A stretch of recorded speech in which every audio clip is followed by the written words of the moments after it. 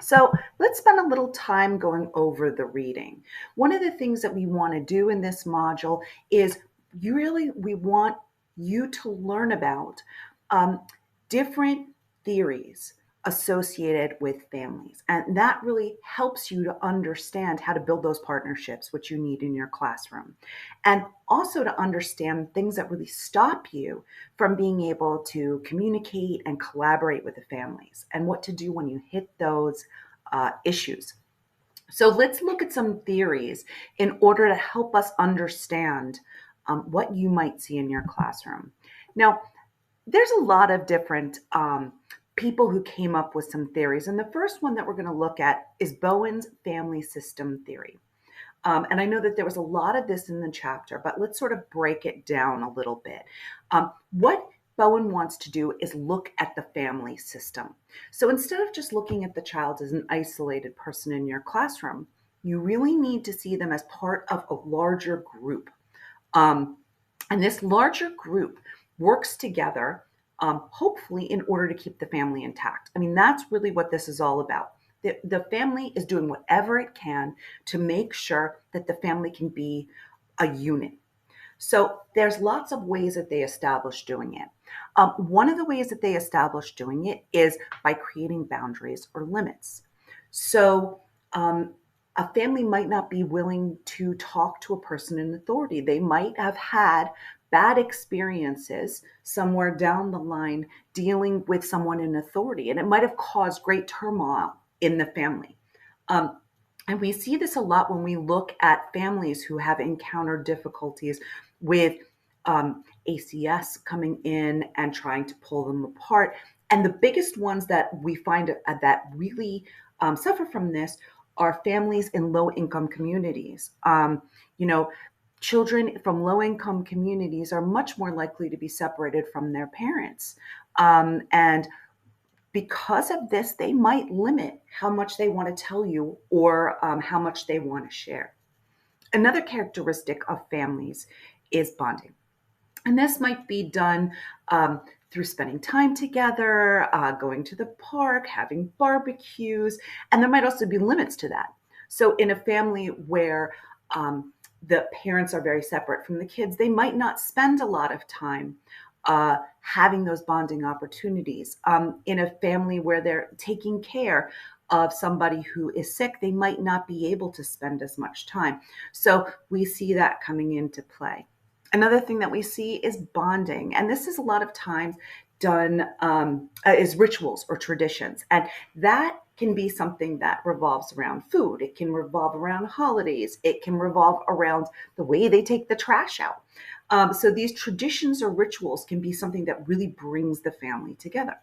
Another might be rules. The rules might be something that is cultural, like you take your shoes off before you come into a house.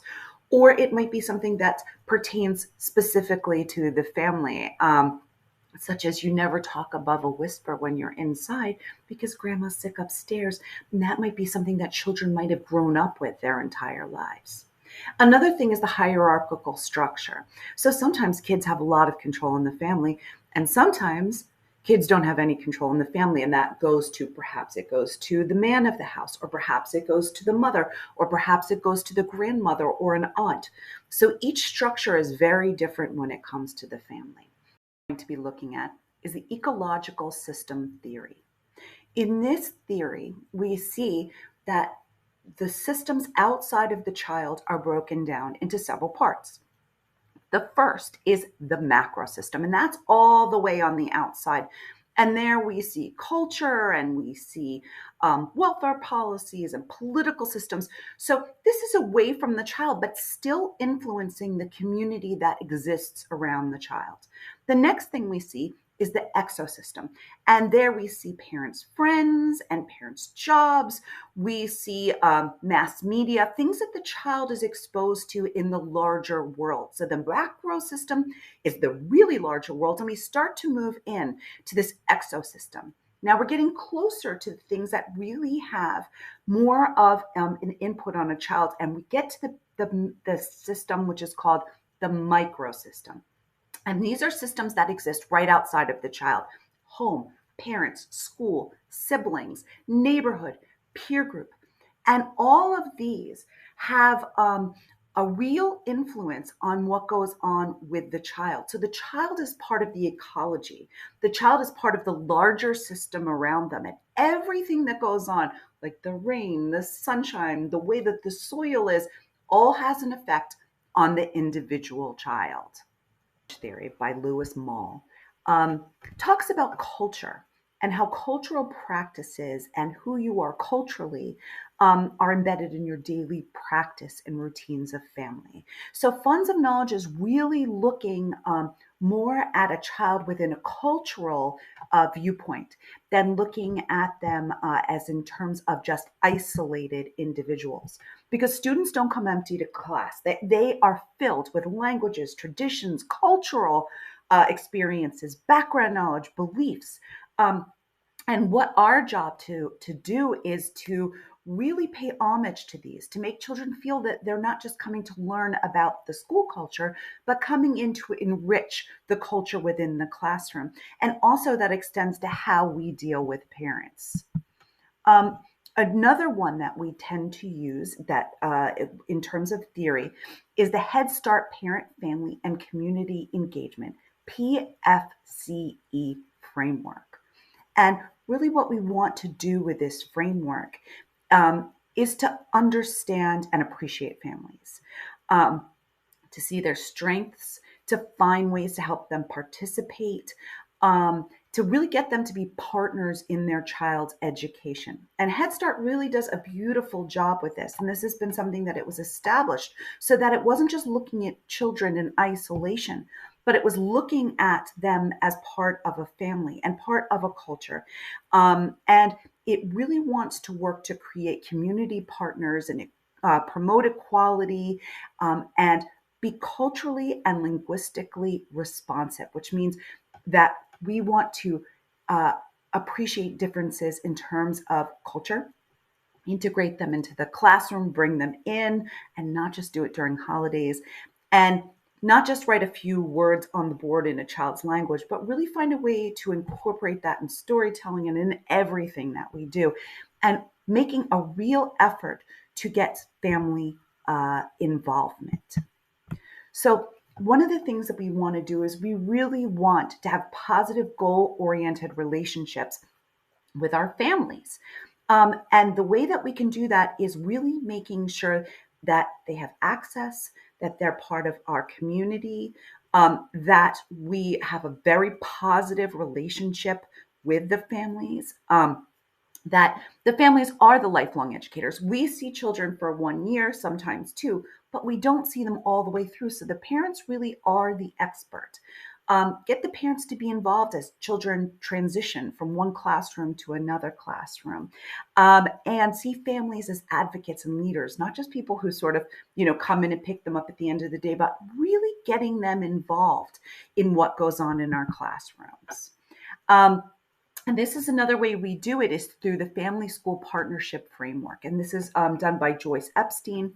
Um, and so you can see here, we really want teachers to establish communication with families. We want them to build trust. We want them to build trust with the students. We want them to build trust with the families. You could be in terms of home visits. It could be parent teacher conferences. It could be finding ways to reach out.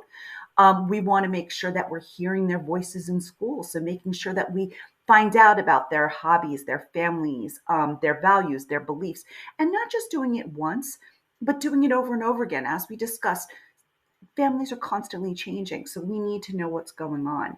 Um, and having teachers really use families as somebody who can help enrich the curriculum and things that we do within the classroom. And a lot of times, as we said, we just do that during holidays. We're like, hey, come in and do something about Hanukkah or Kwanzaa, but not just leaving it to that, having them come in as experts in lots of different things.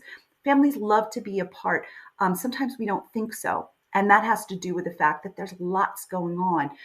Families are extremely busy, so making sure that we're responsive to those needs as well. Parents in our classroom. And these are 6 types of involvement. The first is parenting. We want to support children, so we really assisting parents with skills, and assisting schools to understand families. And that's type one. Type two is communicating, really have effective communication from school to home and home to school, and letting parents know how children are doing in the classroom. Type three is volunteering. Where parents and families can support the school and support the students, and making sure we have opportunities for them to do it. Type four is learning at home, giving them activities to do at home, curriculum related activities, and having them make decisions about what their children are doing. And that leads us into type five, decision making, making sure that families feel that they're participants in the school and they're not just passive, that they really have some control over what happens with their children and with their place within the school. And the last, type six, is collaborating with community, creating resources from the community for families, students, and the school, and making sure that we help provide services that the families may need. Social services, if they're going hungry, how to get food stamps, if they need winter coats, how can we assist them? And all of these types of involvement can really be paramount to having families feel welcome within the classrooms.